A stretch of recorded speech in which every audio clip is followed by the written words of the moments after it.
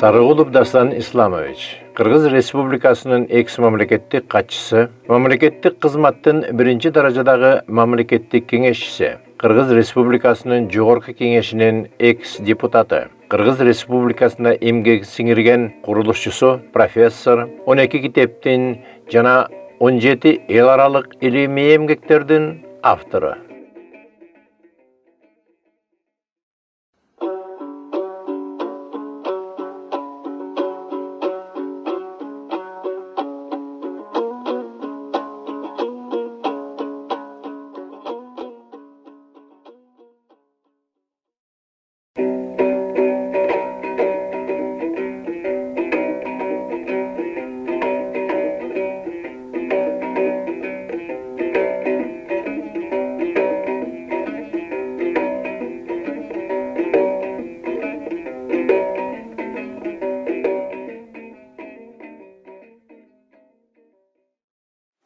Arvаңыздар, бар болуңуздар. Ай календары жөнүндө кеп кылдык, тоголдор жөнүндө кеп кылдык. Мына ошол тоголдо кыргыздардын ушундай акылмандыгы, даанышмандыгы, табиятка кандай мамиле кылыш керек экенин, жан-жаныбарлар канчалык аңчылык кылыш керек, кайсы күндөрү, кайсы убакта. Бул табиятка болгон кыргыздын мамилеси да табият менен эр шаркак болуп, Haligi aytkандай жандунун бар адамга шерик деген нерсени ай календарын толугу менен көрсөтүп келиптир. Дастан ага, бул өтө керектүү, анан өтө пайдалуу, анан өтө көп сырларды каткан. Биз учка эле айтып кетип атабыз, үстүртөн. Ушул боюнча дагы улап айтып кетсеңиз жакшы болор эле. O yerde bizim kalendarda turuktu üstünde Nepal memleketinde Ulu Manas çokusunun süreti var. Bu hazırkı süret. Yani turistlerge satıkka çıkargan atkırıtkada Nepal Manaslu çokusu deyip büyüklüğü 8163 metre. Everest? Yok Everest emez. Andan Katar'ında, canında. Everest'men tengelegende? Everest'ten kiçinerek, sanalı kiçinerek. Birok bunu 8000 dep koyat, 8000 metrede. Manas Ulu degen çoku. Kim at koydu bunday yerge? Bizim babalarımız koydu. Ulu Manas degen çoku bunu. Bu sözüңүзгө аралжы ушул боюнча дагы мен Muzdaq ata деген перевалышны неме бар экен. Ал да кыргыздын аты. Да ошондой. Кыргыздын аты. Муногу Манас Улуу деген чоку, мунун сыры кандай? Биринчиден биздин бабаларыбыз койгон. Улуу Манас деген чоку турат бу жерде. Экинчиден бул чокуга жергиликтүү эл альпинисттерге чыкканга уруксат бербей келген. Ыйык жолобогула, барбагыла деп ыйык туткан муну. Nepal. Birinci yolu 1952 yılı Japon alpinistlerine ruhsat bergen. Onlar hem göngülünü alıp bunday göndürgönden keyin.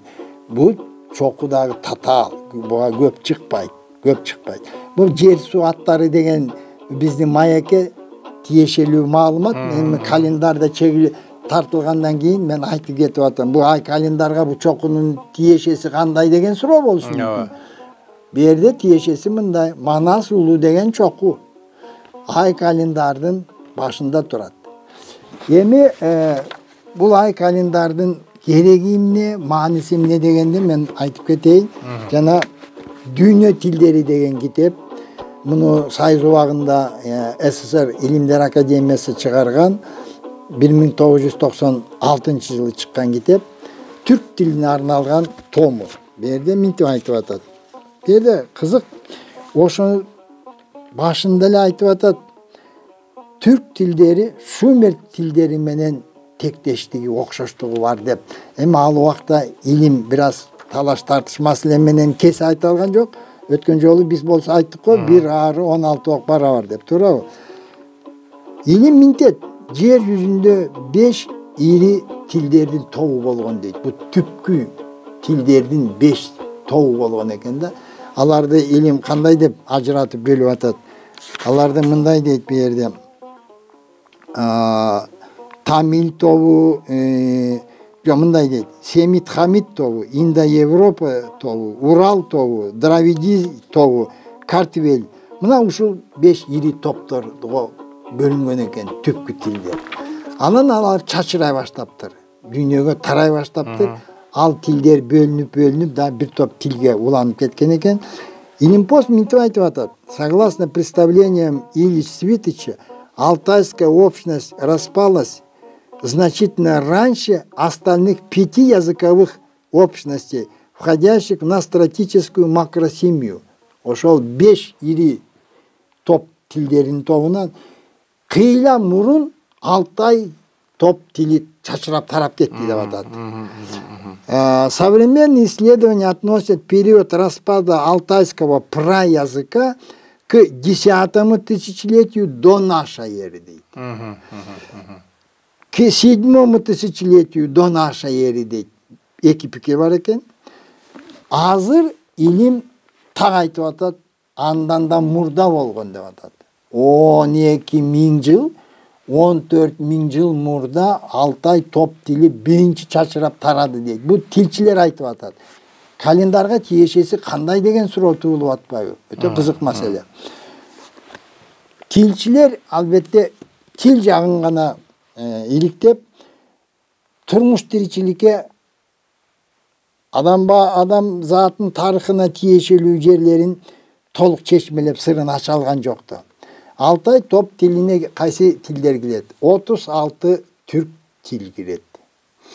Моңгол, ойрот, калмак тил кирет. Туңгус, манжур 3-чү топ, Корей 4-чү топ, Япон 5-чи топ. Ушу 5 тил Алтайдан тараганы бүгүн талашсыз далилденди. Эми жана эмне үчүн калган ири тилдерден айырмаланып Алтай топ тили кыйла мурун тарады деген сөздүн мааниси эмнеде? Мааниси өтө зор. Ал убакта турмуш өтө оор, адамдын өлүм житими көп, саны көбөйгөн эмес. Мисалы, Европада bir kır var eken, biyağında bir koktu, biyağında bir koktu. Bu iki koktuda yaşagan el bir-biri menen 20 ming yıl aralaşmaptır. Sebebi biyakta özünçö taş kural, biyakta özünçö taş kural. Dalili. Eğer de aralaşsa jakşı kuraldı bir-birini özdeştiretiledi. Özdeştirbegeni aytıp atat. Bular bir-biri menen katnaşkan emes. Sebebi eldin sanı az ele bolgon. San koşulgan emes. Eldin sanı öskön emes. Öte oor tirçilik bolgon. Emne üçün Altay top tili taradı. San öze başladı. Emne üçün öze başladı. Kırsıkı azırağı uçuradı. Aldın ala avarayanı bildi. Böğde çıgın bolgon yok. Kış kanday bolorun aldın ala bilip aytat. Jaz kanday bolorun bilip aytat. Ay bu gündörü, toğol gündörü аңчылыкка barba dep aytat. Turabı? Munogu baldarың baarı ölüp kalat. Sen andan göre iyili ayında törögün sen. Anda sen güzündör juptaşkın degen talaptardı. Gördünüz mü? Bu etnografiya ilimi dalildep atat. Bu tabiattın sırın aldın ala bilgen üçün ölüm jitim kırsık az bolgon. Oşon üçün eldin sanı көбөйгөн сайын жаңы жайыт, жаңы кыштоо дегендей жаңы жерге аргасыздан тараган.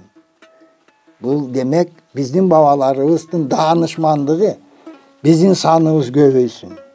Биз аман калалык.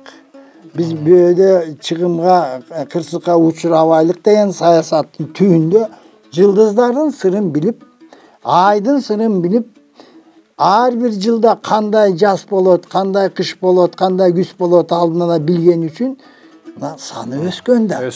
Ошон үчүн тараган. Эми буга тиешелүү бир маселе, мына теңир деген сөз Алтайда калыптанган, Алтайда ошол элдер тарай электе эле урунууга учураган. Япондар императорун Тенно дейт. Теңирдин буйругун адам аткарган адам дейт. Будда дининде кол добулбас тенко дейт. Теңирге байланыш түскөн аспап дейт. Моңгол ойрот калмактар, туңгус манжур, корейлер баары теңирди теңир деп тааныйт. Эгерде булар теңир деген түшүнүктү кийин ошо түшүнүккө келсе, анда ар бөлөк болот эле да, япондук өзүнчө аталат эле. Бирок баары бирдей аталып атат. Демек, Алтайдан тарай электе теңир деген түшүнүк калыптанып, теңир деген түшүнүк баарына бирдей кеткен. Демек, теңир деген түшүнүк бабаларыбызда 13.000 жыл, 12.000 жыл мурда пайда болгон. Мына кандай маселе. Биз сөзүбүздү кийинки берүүгө калтырабыз го, себеби ай календарына тиешелүү маалымат дагы алдыда бар. Бу ай календарына байланыштуу ошол тогол күндөрү табият эс алат дедиңиз. Жок, табиятка жагымсыз күн болот. Жагымсыз күндө. Жагымсыз күн болот. Балык болобу, чымын-чиркей болобу, канаттуулар болобу, аркар кулжа теке болобу, баарына жагымсыз. Бүт жадуунун баары кыйналып турат, иммунитетин жоготуп турат. Жагымсыз күн. Ошондо өлүм житим көп болот. Адамдардын арасында да ошондой. Демек, бул сак болуу деген сөз да, өтө этият болуу деген белги тогол күндөрү. Рахмат Дастан ага. Бар болуңуз. Узун өмүр каалайбыз. Бар болуңуз. Кийинки сандарда улантабыз.